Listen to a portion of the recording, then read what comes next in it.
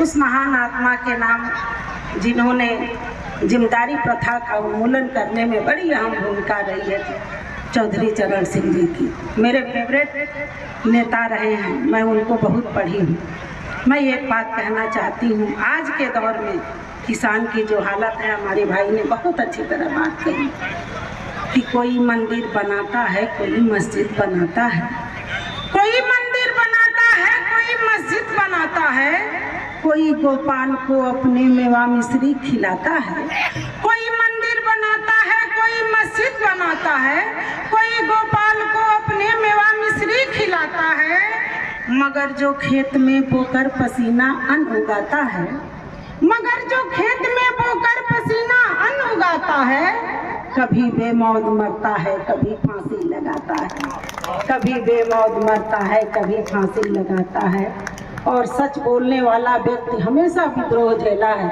4 minute से अपनी बात करने की कोशिश की हूँ, सुनिएगा। मंच का भी आशीर्वाद चाहती हूँ कि जख्मों को अपने खुद ही उसे सीना पड़ा है, जख्मों को अपने खुद ही उसे सीना पड़ा है, जख्मों को अपने खुद ही उसे सीना पड़ा है।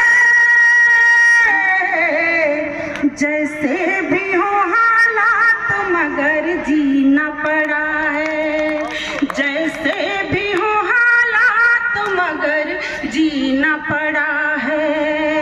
अब फांसी पे टांग कर, कभी सूली पे चढ़ा कर, फांसी पे टांग कर, कभी सूली पे चढ़ा कर,